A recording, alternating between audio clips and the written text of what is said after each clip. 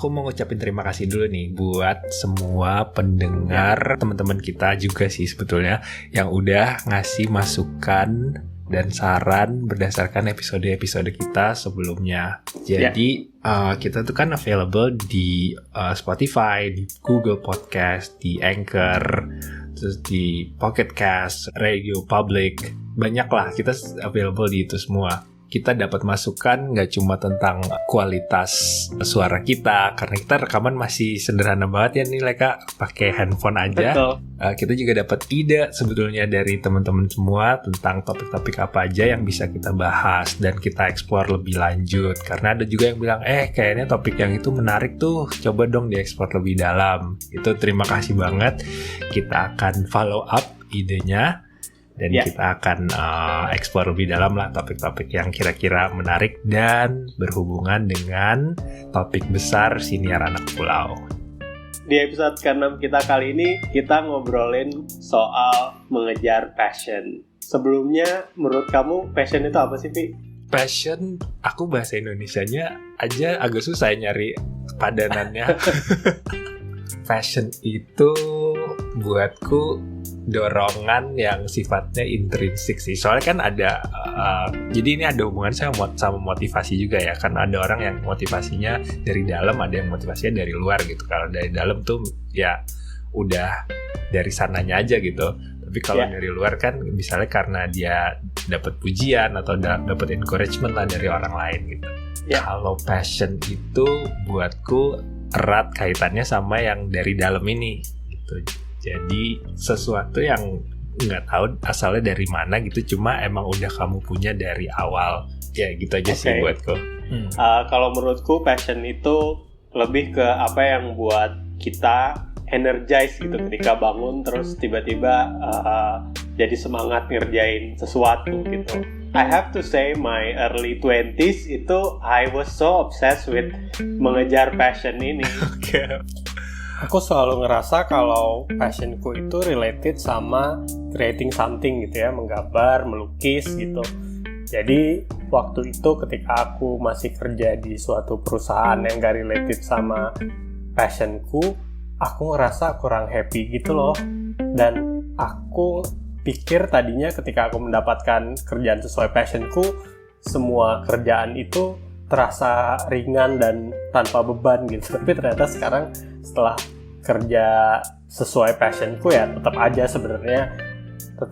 ada tantangan atau kadang-kadang rasa malesnya gitu. Jadi kalau ada orang yang bilang do what you love and you'll never work another day in your life, menurutku itu agak kurang tepat ya. Karena itu sekarang I think I do what I love for a living, but I still think that it feels like a lot of works. Itu overrated nggak sih? Iya, itu overrated. Exactly, that's the word. It's overrated. I see. What do you think, Pi? Ya, ngerti. Tapi sebelumnya aku jadi penasaran nih, apa yang bikin yang trigger kamu untuk tiba-tiba memikirkan tentang passion? Karena menurutku passion ini lumayan berkaitan ya sama kehidupan jauh dari rumah. Kan kita udah ninggalin comfort zone kita nih. Pasti karena something we passionate about dong. Dan ada sesuatu yang kita kejar berarti ya. Apapun itu. Nah, beda-beda nih. Kalau kamu sendiri nih, kamu udah bisa jawab nggak sih pertanyaan passionmu apa? Ini pertanyaan wawancara loh. Aku sering ditanya kalau wawancara pekerjaan. Dan jawabanku masih konsisten sih sampai sekarang. I'm passionate about languages. Aku passionate tentang bahasa. Aku passionate tentang orang juga gitu. Karena ya itu berhubungan lah bahasa dan orang gitu. Iya, kalau menurutku sih aku passionate sama creating something yang berkaitan sama visual art ya. Itu Nice. At least what I can think of now if someone ask. Oke. Tapi apa di dalam pekerjaan itu yang bikin kamu tetap bisa mengenal bahwa pekerjaan ini sesuai atau sejalan dengan passion kamu? Oh, that's a good question. Oke, membedakan kerjaan ini sama kerjaan-kerjaanku sebelumnya, menurutku kerjaan ini sesuai passionku karena ketika aku kerja sekarang sebagai ilustrator dan painter, aku nggak ngebayangin jadi profesi lain gitu loh, Pi. Dan aku dulu gitu, aku bekerja jadi manajer di sebuah perusahaan retail. Aku selalu membayangkan apa ya rasanya kalau jadi full time ilustrator atau painter gitu. Dan gak cuma membayangkan, setiap pulang ke rumah aku ngerjain project ilustrasi atau ngegambar sendiri gitu, karena ya I need to do that biar tetap waras gitu. Sementara kalau sekarang ya udah aku nggak painting terus di weekendnya aku ngerjain kerjaan manajer retail gitu, nggak gitu. Okay. Now that you have found it, you have found your passion, kamu udah nemuin passion kamu masih bertanya-tanya nggak ada hal lain nggak sih di luar sana? Mungkin nggak bertanya-tanya ya apa yang di luar sana ya, tapi menurutku mungkin manusia itu bisa punya lebih dari satu passion gitu. Atau bisa jadi seiring berjalannya waktu passion juga bisa berubah gitu. Make sense gak sih? Make sense. Mungkin kalau buatku ya, bukan berubah tapi berkembang. Dia ngambil arah tertentu yang merupakan percabangan dari passion awal kamu. Itu yang aku rasakan ya. Jadi misalnya aku suka bahasa, yes, itu kayak tema gedenya buatku.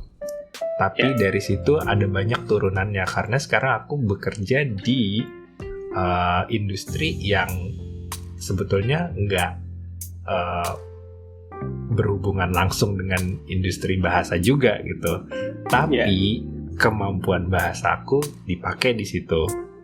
Itu satu. Terus ada juga faktor kreativitas. Jadi kemampuan berbahasaku, kreativitasku dalam menggunakan bahasa dipakai di situ.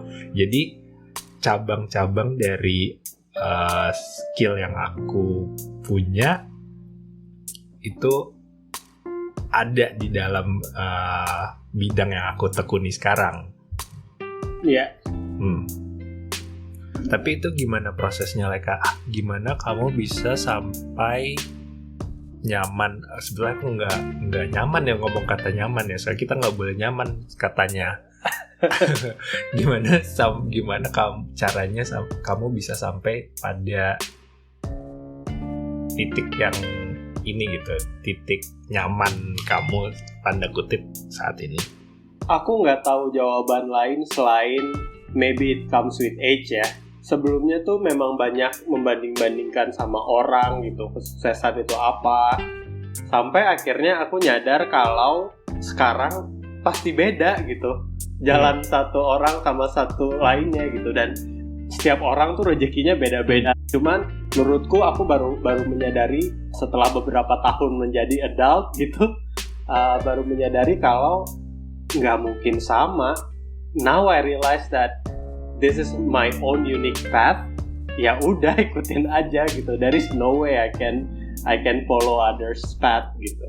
Ya, emang pelan sih prosesnya, Leka.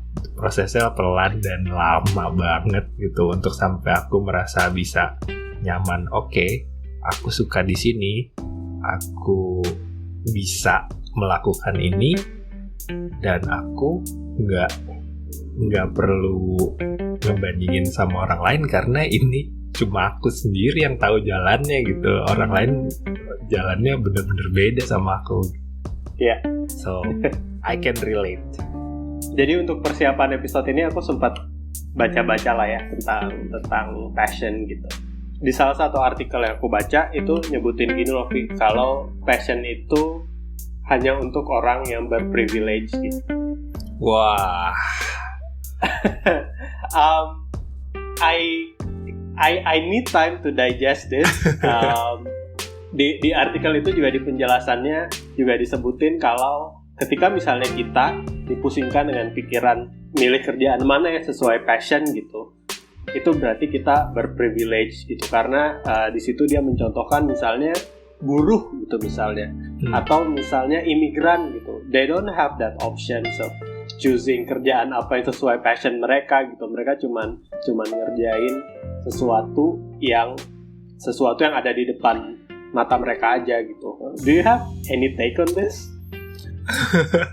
karena kamu bilang gitu, aku jadi mikir sih, iya juga ya kalau misalnya orang punya pilihan untuk bisa milih passion yang mereka mau. Wow, berarti mereka punya pilihan awalnya tuh udah banyak banget gitu. So maybe emang privilege punya peran tertentu di situ. Apa hubungannya ini sama kita atau teman-teman kita pendengar Siniar Anak Pulau yang sedang jauh dari rumah nih, yang lagi merantau? Kenapa passion itu jadi sesuatu yang penting lah Kak?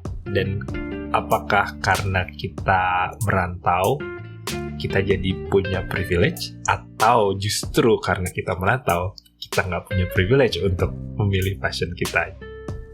Kenapa passion ini penting dibahas untuk kehidupan yang jauh dari rumah? Menurutku karena passion ini bisa ngebantu gitu tapi buat bikin semangat, seperti yang kayak kamu tadi bilang ya, passion itu motivasi dari dalam gitu ya. Passion ini bisa menjadi penyemangat ketika things are hard gitu, away from home. Tapi dengan hubungannya sama privilege, menurutku misalnya dalam konteks Jakarta ya, menurutku anak rantau pastinya punya less privilege sih daripada orang-orang yang memang tinggal di Jakarta gitu. Misalnya aja contohnya masalah koneksi gitu, aku harus mulai dari nol lagi kenalan sama orang di Jakarta, sementara orang-orang lainnya tuh mungkin udah satu SMA, satu kampus, terus atau mungkin tempat magangnya juga sama di situ gitu. Jadi memang udah ada koneksi sebelumnya gitu. Sementara aku mulai dari nol gitu, dan aku yakin juga beberapa teman-teman di rumah juga ngerasain hal yang sama. Ya, aku juga merasa kita harus hati-hati sih tentang topik passion ini, karena again seperti yang kamu bilang, it's not bad kalau kamu nggak bisa menemukan passion ini, karena di sini pun kita kesulitan untuk mendefinisikan apa yang dimaksud dengan passion. Iya. Itu satu. Jadi menurutku sebagai konsep yang abstrak, buatku passion ini adalah sesuatu yang pengertiannya ya bisa beda-beda buat setiap orang. Satu. Kedua, passion ini dipengaruhi oleh banyak hal. Salah satunya adalah privilege. Ya. Jadi apakah kamu bisa memilih passion kamu atau tidak, itu tergantung kepada situasi dan keadaan masing-masing orang.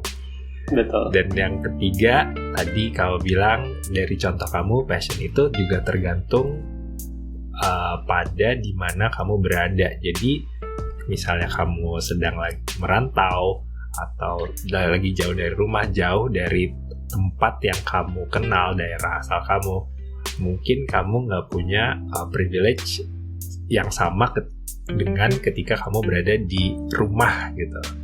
Jadi kamu harus membangun motivasi, dorongan atau passion kamu sendiri untuk terus bertahan di situ. Ya, menurutku that was a very nice conclusion for this week's episode.